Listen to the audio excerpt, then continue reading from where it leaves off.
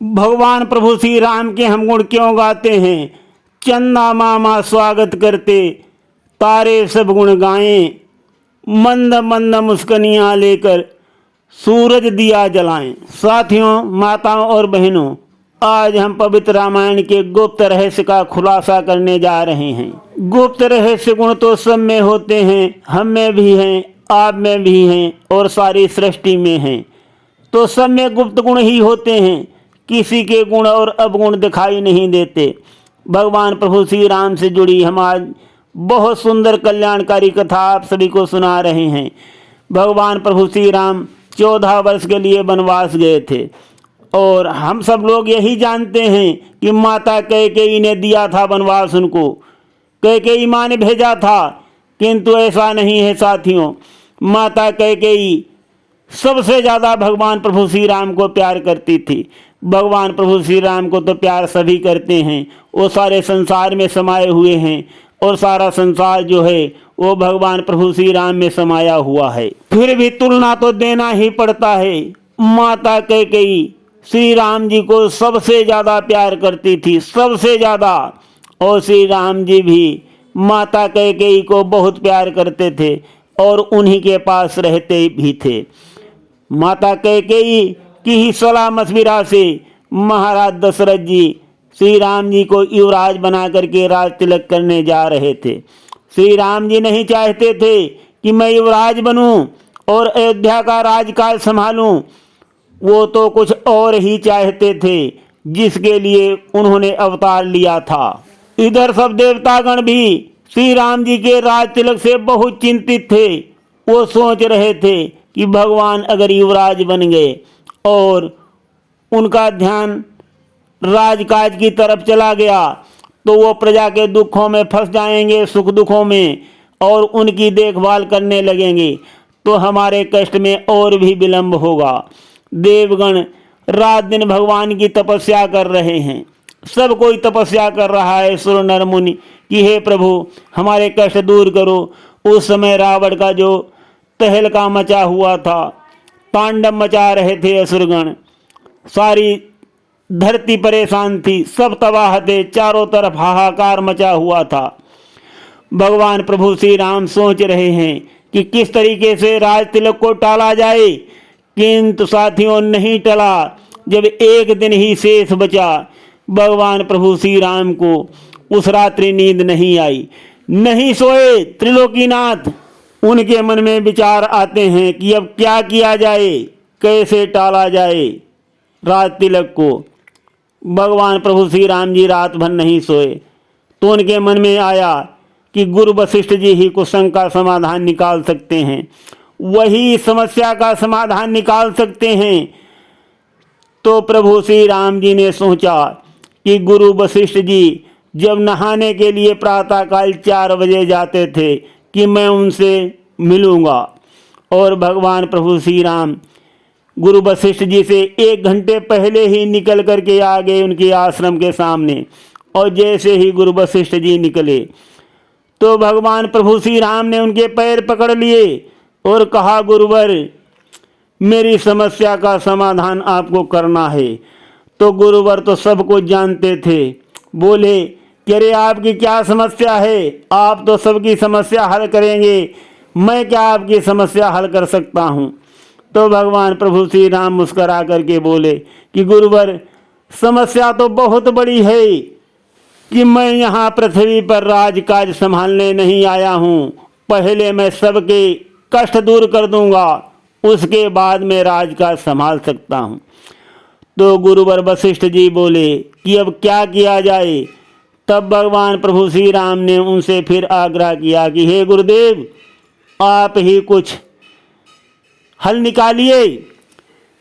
तो वशिष्ठ जी भगवान की इच्छा को जान करके बोले कि अगर आप सच में चाहते हो तो कैकेयी माता जो हैं आपकी, वो इस समस्या का हल कर सकती हैं अगर वो तैयार हो जाएं। और गुरु वशिष्ठ जी ये जो सारी बातें हैं श्री राम जी को बताते हैं कि ऐसा ऐसा माता कैकेयी से कहो जा करके वो ऐसा कर दें, लेकिन इसके लिए वो मानेंगी क्या। भगवान प्रभु श्री राम ने कहा कि माता कैकेयी मुझको बहुत प्यार करती हैं, मैं जो भी कह दूंगा वो मान जाएंगी। गुरु वशिष्ठ जी बोले कि इतनी बड़ी बात नहीं मानेंगी और तुम्हारा वियोग बर्दाश्त नहीं करेंगी, इसलिए अच्छा ये होगा कि आप पहले उनको अपनी शपथ दिला देना, तब बताना सारी कुछ बात कि भरत को राज तिलक दिला दो और मुझे वनवास दिला दो 14 वर्ष का। तो गुरुवर वशिष्ठ जी से सलाह मशविरा करने के बाद भगवान प्रभु श्री राम माता कैकेयी के भवन में जाते हैं। प्रातःकाल जब श्री राम जी को अपने भवन में आते देखा, माता कैकेयी चौंक जाती हैं कि अरे बेटा तुमको क्या हो गया, इतनी जल्दी क्यों उठ गए। भगवान प्रभु श्री राम कहने लगे, हे माँ, मैं आपसे आज कुछ मांगने आया हूँ।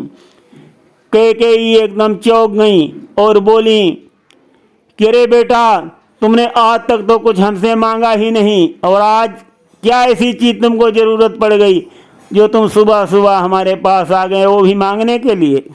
श्री राम जी बोले, हाँ माँ, मैं मांगने आया हूँ आज आपके पास।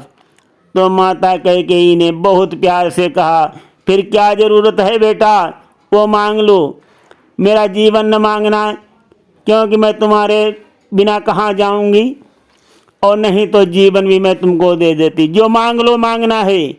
भगवान प्रभु श्री राम ने कहा, माता पहले मेरी शपथ करो, मेरी कसम खा जाओ कि जो मैं मांगूंगा वो मुझको मिल जाएगा। माँ कैकेयी सोच में पड़ गई और कहने लगी कि मेरा राम ने आज तक कोई चीज़ हमसे नहीं मांगा और आज जब मांग भी रहा है तो ऐसे कह रहा है कि पहले मेरी कसम करो तब मैं मांगूंगा। ऐसी क्या चीज़ हो सकती है। तो भगवान प्रभु श्री राम ने कहा, हाँ माँ, मैं मांगूंगा बाद में ही जब आप मेरी कसम कर लोगी। तो कैकेयी माँ कसम खा जाती हैं। भगवान प्रभु श्री राम कहते हैं कि माँ, मैं मांगने से पहले तुमको बता देता हूँ कि तुम्हें बहुत अपयश झेलना पड़ेगा और भरत भी तुमको माँ नहीं कहेगा। और हाँ माँ, शायद ये भी हो जाए जो एक औरत कभी नहीं चाहती है, आपका सौभाग्य भी चला जाए। ये सारे दुख मेरे लिए आपको बर्दाश्त करने होंगे। भगवान प्रभु श्री राम की बातों को सुनकर माता कैकेयी बोली कि बेटा अब चाहे कुछ भी हो जाए, मैं वचनबद्ध हो चुकी हूँ और तुम्हारी शपथ ले चुकी हूँ। मुझे कितना भी अपयश मिले, मुझे चाहे जितना जग धिक्कारे, अब मुझे किसी चीज़ का डर नहीं और भय नहीं है। और मैं जीवन भर ये रहस्य कभी भी अपनी जबान से उजागर भी नहीं करूँगी, चाहे जितना धिक्कारें लोग मुझे, चाहे जितना धिक्कारें, चाहे आसमान गिर जाए, चाहे जो भी हो जाए, धरती इधर से उधर हो जाए, मैंने जो तुमको वचन दे दिया है बेटा, मैं वो वचन को निभाऊंगी, माता कैकेयी कहती हैं। और यही राज था साथियों, जो माता कैकेयी ने भगवान प्रभु श्री राम को वन में भेजा था। भगवान प्रभु श्री राम तो देवताओं की तपस्या से और उनकी त्रासदी देखकर और विनती सुनकर भगवान प्रभु श्री राम माता शक्ति स्वरूपा सीता को साथ लेकर के और लक्ष्मण जी को वन में गए थे ताकि ढूंढ के निशाचरों का वध कर सकें। और उन्होंने ऐसा किया भी। भगवान प्रभु श्री राम ने वन में जा कर के सारे निशाचरों का वध किया और पृथ्वी से निश्चर विहीन कर दिया और धरती का भार हल्का कर दिया। बोलो लखन सिया रामचंद्र की जय। साथियों सुनते रहिए, कलिकाल में भगवान प्रभु श्री राम के मंत्र से अच्छा कोई मंत्र नहीं है। कलिकाल की माया प्रबल है, वक्त उसकी चाल का, श्री राम भक्तों पर असर होता नहीं कलिकाल का। सुनते रहिए गिरीश अध्यात्म मीडिया में भगवान प्रभु श्री राम की कल्याणकारी कथाएं। धन्यवाद। तो साथियों यहाँ पर हम ये जाते जाते बता दें कि माता कैकेयी ने कितना दारुण दुख सहा, किंतु कभी किसी को वो रहस्य नहीं बताया। जो भगवान प्रभु श्री राम ने उनसे वचन लिया था। भरत जी ने भी बहुत माता कैकेयी को धिक्कारा कि मैं मां नहीं कहूँगा। सारे अयोध्यापुर वासियों ने भी माता कैकेयी को बहुत धिक्कारा। महाराज दशरथ जी ने भी बहुत धिक्कारा। सबने बहुत अपमान किया। साथियों, सबसे बड़ा घूंट अपमान का होता है जो माता कैकेयी ने सह लिया और रहस्य को नहीं खोला। तो माता कैकेयी सबसे पूजनीय हैं, सबसे पूजनीय। भगवान प्रभु श्री राम माता कैकेयी को सबसे ज़्यादा मानते थे कि भगवान प्रभु श्री राम तो सारा रहस्य जानते थे, किंतु माता कैकेयी ने भी भगवान प्रभु श्री राम से इसके बदले में एक चीज मांगा था। कहा था कि अगले जन्म में आप मेरे पुत्र बनना।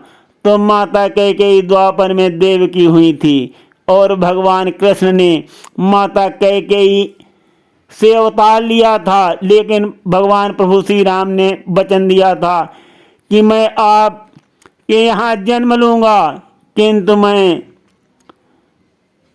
दुग्धपान नहीं करूँगा, नहीं करूँगा दुग्धपान। इसीलिए भगवान श्री कृष्ण को माता यशोदा के पास पहुँचाया गया था और माता यशोदा